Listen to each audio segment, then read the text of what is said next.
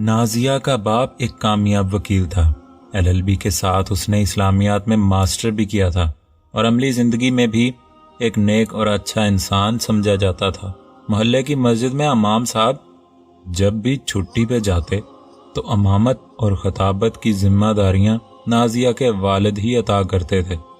نازیہ ان کی اکلوتی اولاد تھی، نہایت نیک فطرت اور باحیا بچی تھی، تربیت بھی اچھی تھی۔ وہ ابھی میٹرک میں تھی کہ والد ٹارگٹ کلنگ کا شکار ہو گئے۔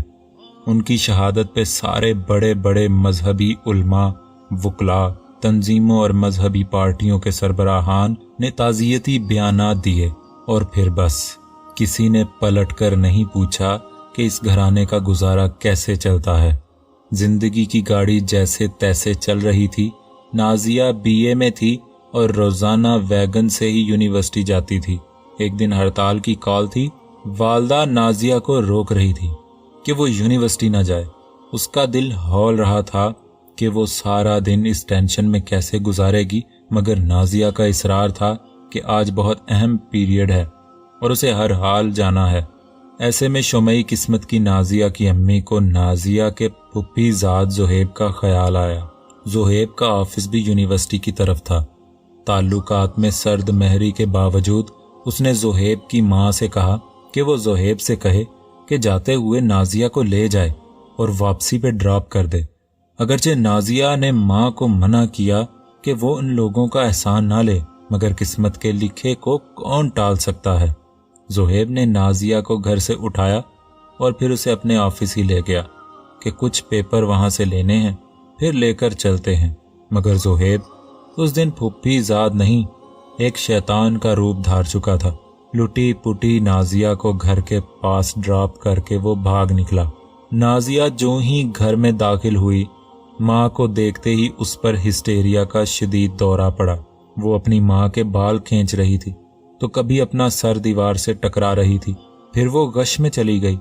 نازیہ کی ماں نے ننند کے گھر فون کیا کہ کیا زہیب واپس آیا ہے؟ اس نے جواب دیا کہ اس کا آفس تو شام 5 بجے بند ہوتا ہے۔ نازیہ کی ماں نے پڑوس سے ایک نرس کو بلایا جو آغا خان ہسپتال میں سروس کرتی تھی۔ اس نے نازیہ کا معائنہ کیا اور جتن کے ساتھ اسے ہوش میں لائی۔ ساری صورتحال علم میں آنے کے بعد نازیہ کی ماں خود بھی ڈپریشن کا شکار ہو گئی۔ ننند کو فون کیا تو اس نے پیروں پہ پانی نہیں پڑنے دیا۔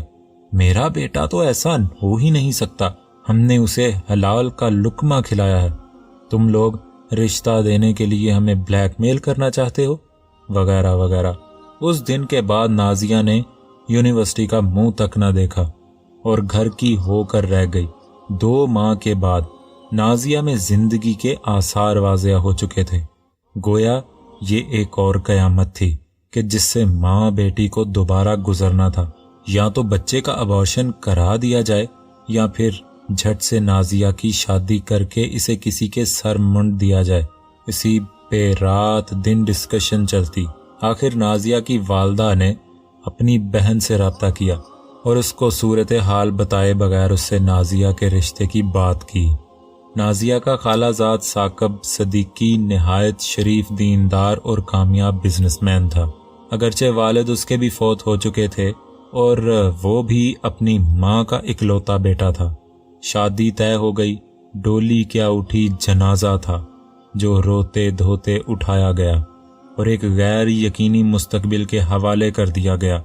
رخصتی کے وقت تو ہر دلہن روتی ہے، مگر سسرال جا کر بھی جو دھاڑیں نازیہ نے ماری وہ عرش ہلا دینے والی تھیں۔ ان میں کسی کے لیے بد دعائیں تو کسی سے التجائیں تھیں۔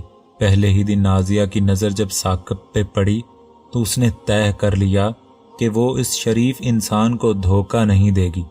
وہ کسی اور جرم کے سزا کسی معصوم کو دینے سے ڈرتی تھی۔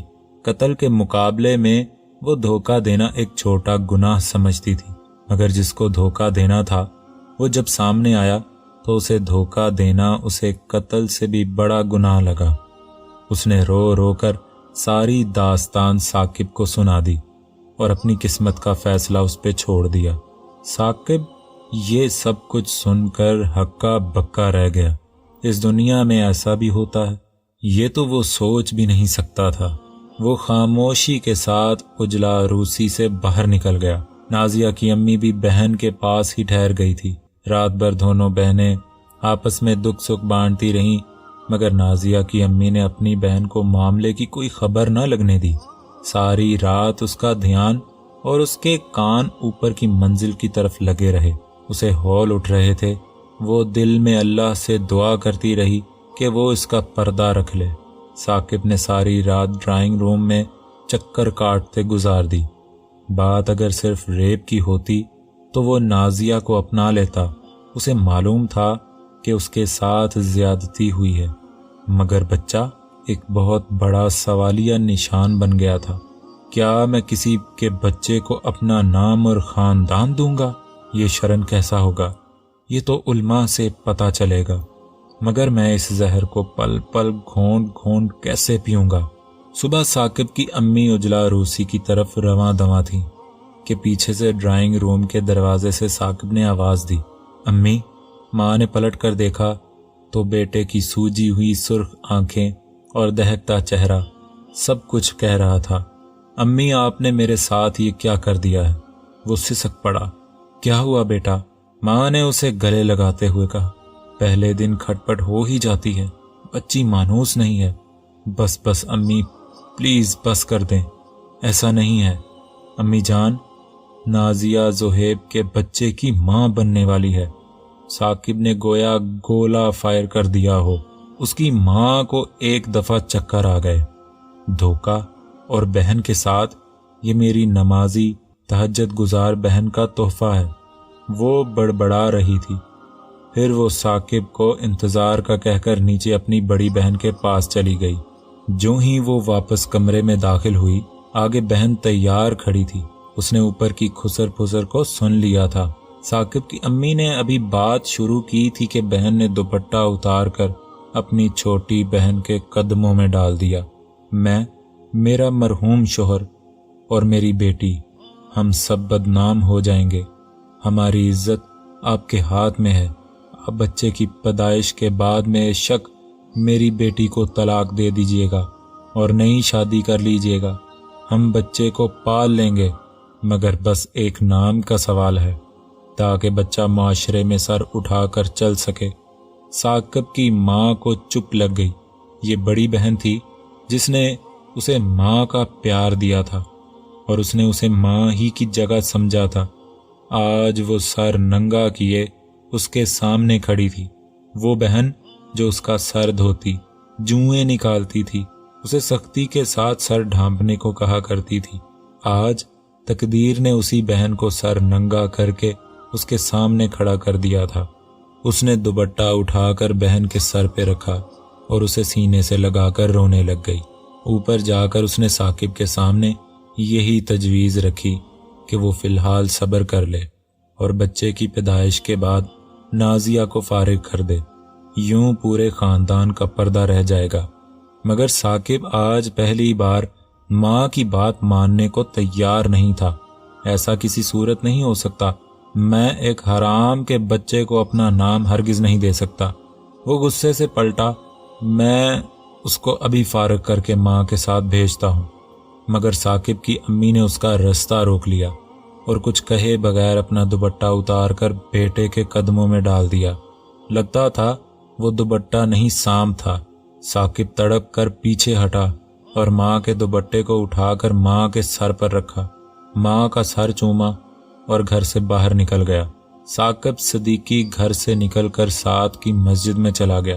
اس نے اشراق پڑھی اور دعا کے لیے ہاتھ اٹھا دیے، مگر کیا مانگے؟ اسے کچھ سمجھ نہیں لگ رہی تھی۔ ہاتھ مہندی سے رنگے تھے، مگر وہ رنگ اسے اب ارمانوں کا خون لگتا تھا۔ وہ سسکتا رہا مگر کچھ بھی نہ مانگ سکا، صرف ہاتھوں کا کشکول پھیلا کر رہ گیا۔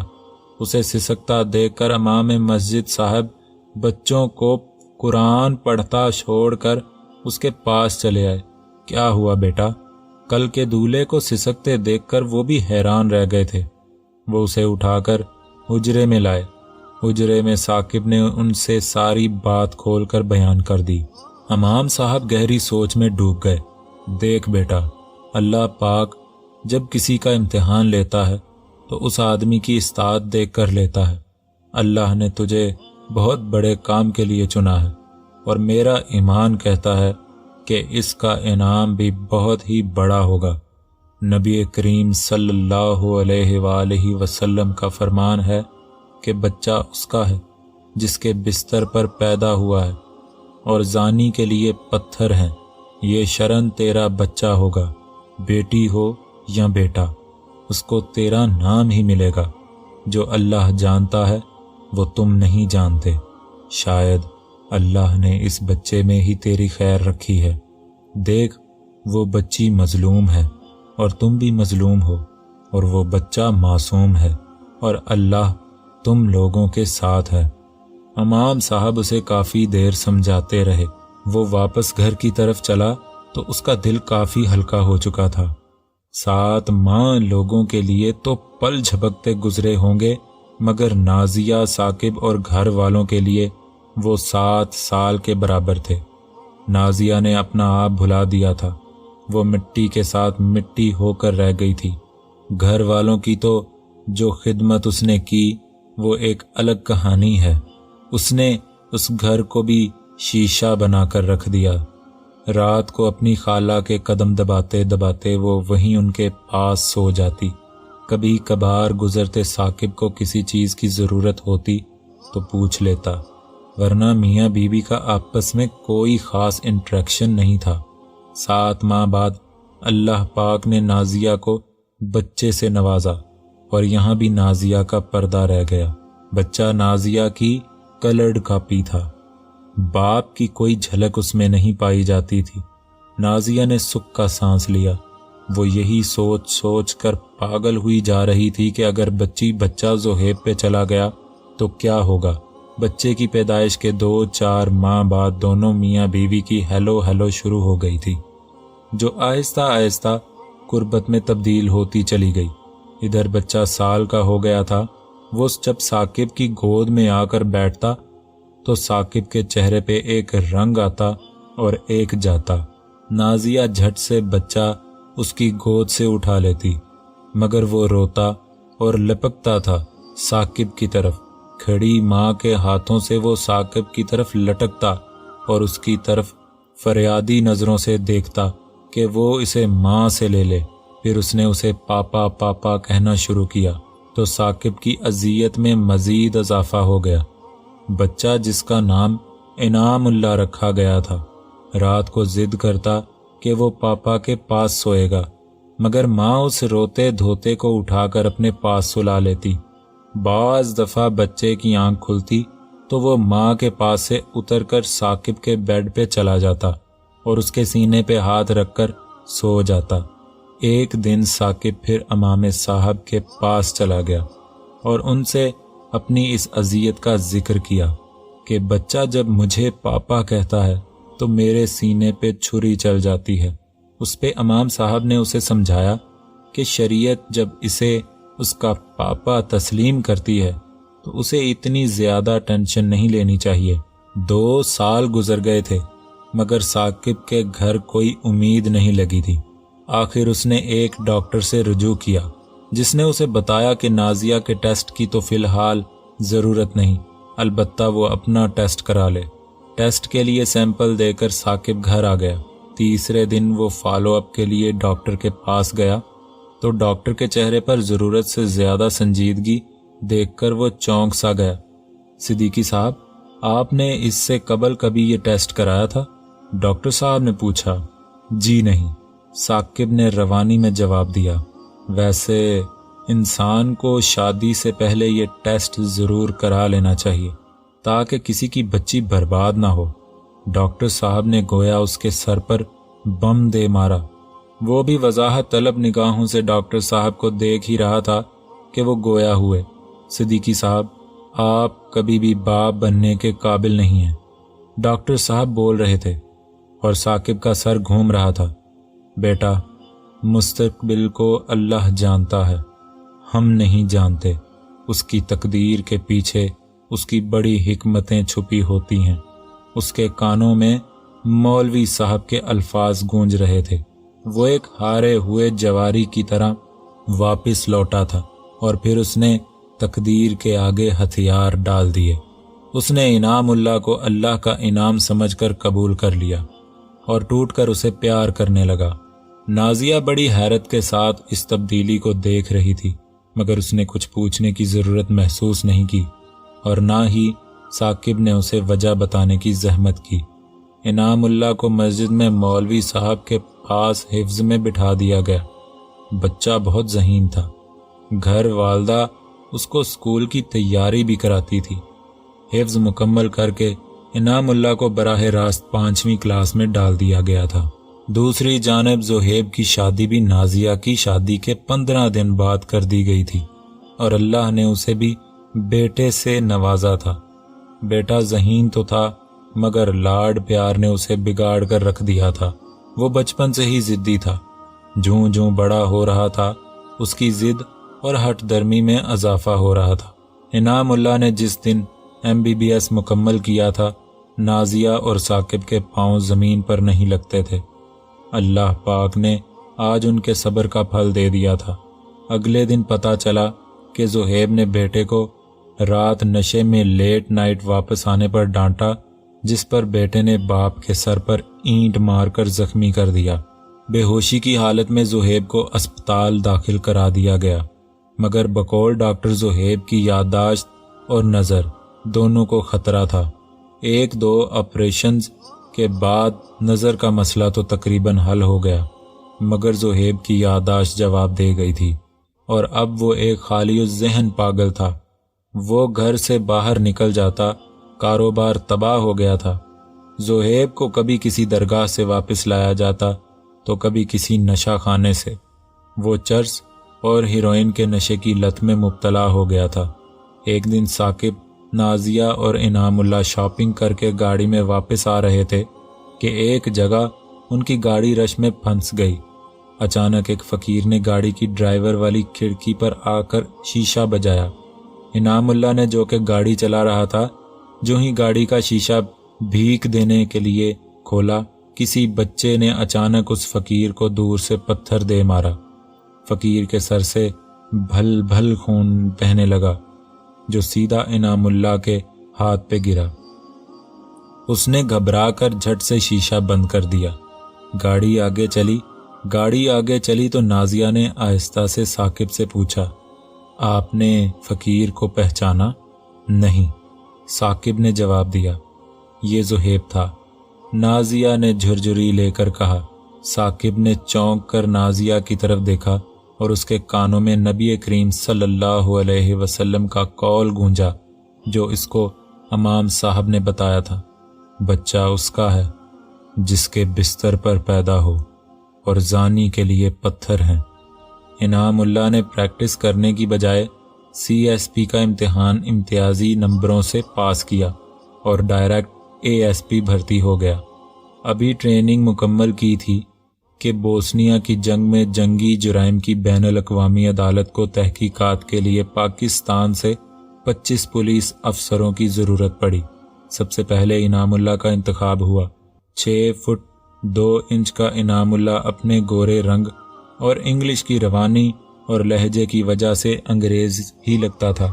سارے افسر ڈیپوٹیشن سے واپس آ گئے، مگر انعام اللہ کو اقوام متحدہ نے ریلیز کرنے سے انکار کر دیا۔ بوسنیا کے بعد روانڈا کے جنگی جرائم کی تحقیق بھی انعام اللہ کے ذمے تھی۔ نازیہ اور ثاقب بھی نیو یارک میں اپنی بہو کے پاس ہیں۔